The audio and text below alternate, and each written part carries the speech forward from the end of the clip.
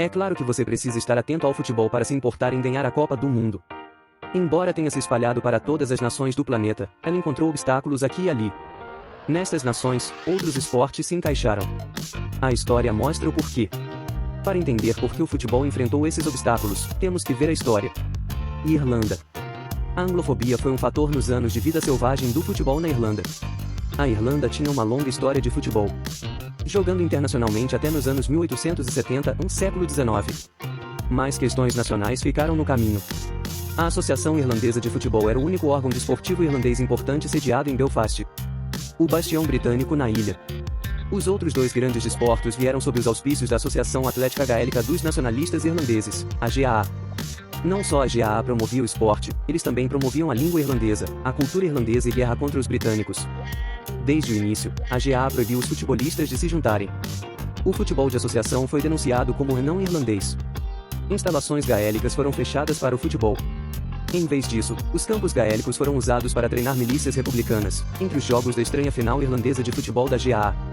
Nacionalistas irlandeses conseguiram seu desejo. Ou pelo menos 80% dele.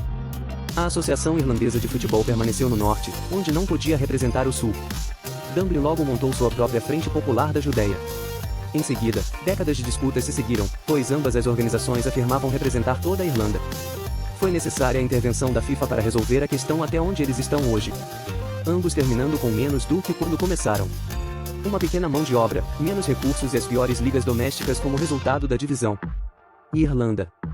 Seu apetite fantástico pelo desporto, sua história quase inigualável de futebol e duas seleções. Levaram 60 anos para se classificar para o primeiro campeonato do mundo. E então, 25 anos depois, poderem usar os estádios da GAA. Mas alguns ainda não estão felizes com isso. Então, futebol gaélico. Como o hóquei e o cricket, soldados e oficiais britânicos trouxeram o futebol para a Baía de Bengala. Equipes representativas de militares e comerciantes e até clubes da Inglaterra e Escócia costumavam fazer turnês até a independência. A Federação de Futebol da Índia tinha laços estreitos com seus irmãos britânicos. Nos campos do coração do futebol indiano de Bengala Ocidental, eles aprenderam a jogar o jogo a um padrão em que ocasionalmente poderiam derrotar equipas europeias. Isso atingiu o pico nos anos 40 e 50, com um lugar na semifinal das Olimpíadas, tornando-se membro fundador da Confederação Asiática de Futebol, e qualificação da Índia para a Copa do Mundo. Porém, problemas financeiros os atingiram. Eles não podiam no final se dar ao luxo de ir ao Brasil, a Índia foi expulsa da Copa do Mundo 2 vezes. E o futebol dividiu-se continentalmente. O sul da Ásia se separou do Império, por isso não tinha conexão para manter as muitas equipes britânicas em excursão. A melhor competição para o futebol internacional vinha apenas de equipes que eram ou terríveis, distantes ou Austrália. Os amistosos nacionais tornaram-se mais raros enquanto os torneios de clubes domésticos morriam na praia. Enquanto isso, equipes decentes de cricket nunca pararam de visitar o antigo Império.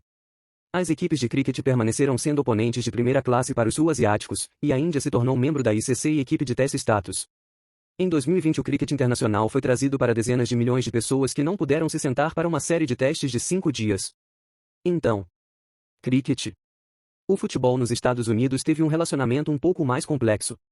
Para explicar melhor, por favor, devemos mergulhar na história dos esportes nos Estados Unidos. Basquete, futebol americano, beisebol. Um punhado de esportes que capturou os Estados Unidos de maneiras que o futebol não conseguiu. Terra é um prêmio em muitas cidades dos Estados Unidos. As grandes cidades dos Estados Unidos vêm com grandes problemas de acesso público aos espaços verdes. Isso não é um problema para os mais abastados, que vivem em subúrbios. Mas o pool tradicional de jogadores de futebol em outros países geralmente vem da classe trabalhadora urbana. Este é o lugar onde o YMCA veio a ser útil. O basquete foi desenvolvido em ginásios. Mas pode ser jogado em quase qualquer lugar. No interior, ao ar livre ou entre edifícios. Como o futebol, é flexível. Cabe praticamente em qualquer lugar da cidade. E um jogo pode ser jogado com apenas uma cesta, uma bola e qualquer quantidade de jogadores. O esporte urbano perfeito e flexível. O futebol americano, um esporte de campo, esteve sempre nas mãos das escolas desde o início. Escolas possuem campos. Ao contrário do código que acabou surgindo na Inglaterra. O jogo americano ainda é incrivelmente violento e não tem vergonha disso.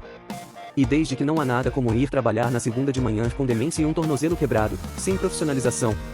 Esse esporte nunca poderia espalhar além das escolas que implementam o amadorismo. Ao contrário da maioria da Europa, um partido político socialista nunca trouxe grandes faixas de direitos da classe trabalhadora para os americanos. A classe trabalhadora americana é uma das mais fracas do mundo desenvolvido. Isso se estende ao esporte também. onde os mercados, mais do que os direitos dos trabalhadores, determinam a direção do esporte. Faculdades, com seu domínio sobre o esporte, impediram o profissionalismo no futebol americano por décadas, depois o futebol de associação. No momento em que as gigantescas ligas bilionárias surgiram, o incestuoso, fechado e simbiótico sistema continha todo o poder sobre o mercado de trabalho no esporte. Alguém poderia argumentar convincentemente que esse esporte não é para participação. Com apenas 32 equipes profissionais, 100 ligas menores e praticamente zero atividade no exterior. É um milagre que este esporte não esteja completamente morto. Os sistemas que fecham o acesso a novas equipes atrapalharam seu desenvolvimento além do sistema universitário e da oligárquica NFL. Tudo isso é a forma como este esporte tornou-se um esporte de espectadores nos Estados Unidos, porque a classe trabalhadora nunca foi capaz de participar dele.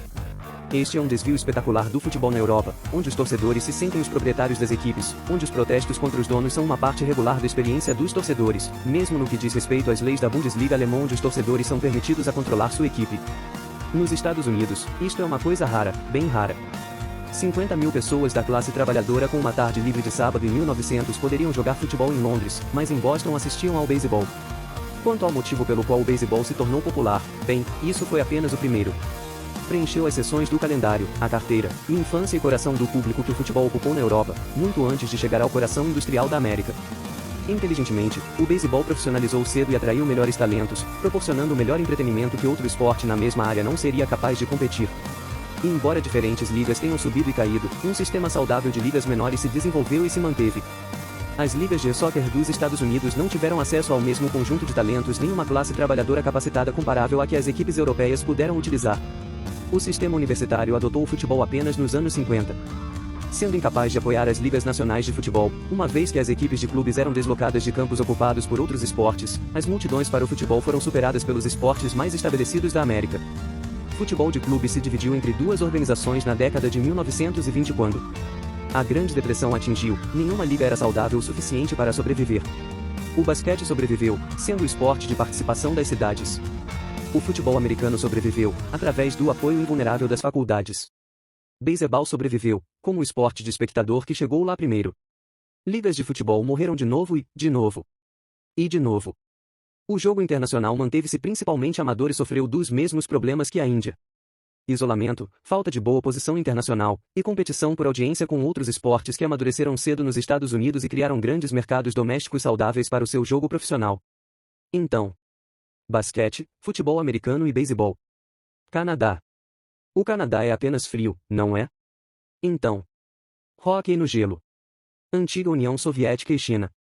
As ditaduras civis são muito boas em dizer às pessoas o que fazer. Os países atrás da cortina de ferro dominaram os desportos individuais do movimento olímpico. O mais forte, mais rápido e mais ágil.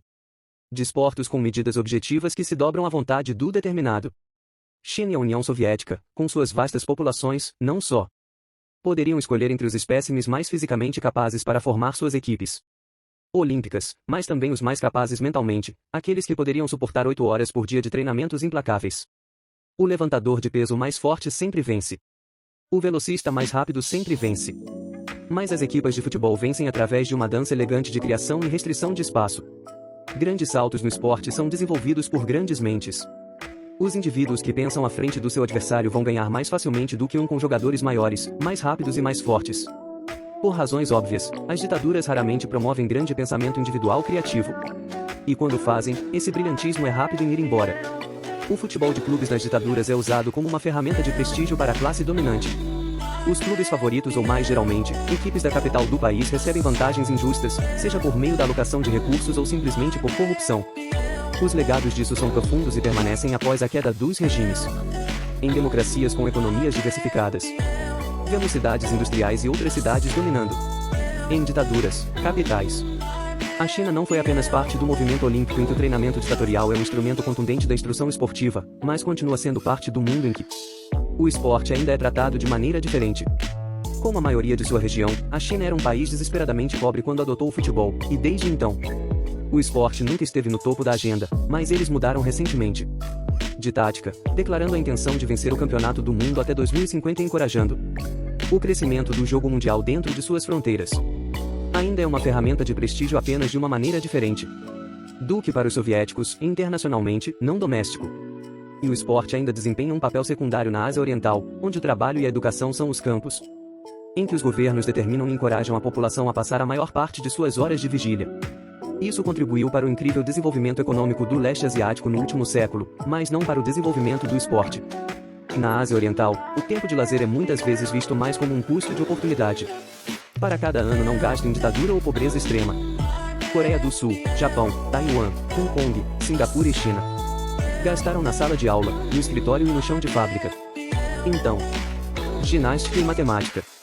A Austrália é um ótimo coqueteio de todas as nações anteriores do porquê o futebol falhou aqui. Eles têm o isolamento indiano no futebol e a conexão com o Império Britânico através de outros desportos. O mercado doméstico americano saudável para apoiar outros esportes competitivos, o apoio nacionalista irlandês do seu próprio código de futebol ao invés do britânico. E a atenção chinesa ao custo de oportunidade. Então, futebol australiano, cricket, rugby, iatismo, surf, escalada, boxe de canguru e bar. Basicamente qualquer coisa, exceto futebol. Apesar das desvantagens, o futebol está se dando a conhecer em cada um desses países. Com o mundo cada vez mais conectado, o esporte se espalha para mais pessoas. Mesmo os nacionalistas mais fervorosos e isolacionistas não podem deixar de torcer quando suas próprias equipes marcam. Pode não ser o futuro do jogo, mas certamente foi por isso que o futebol falhou em alguns lugares.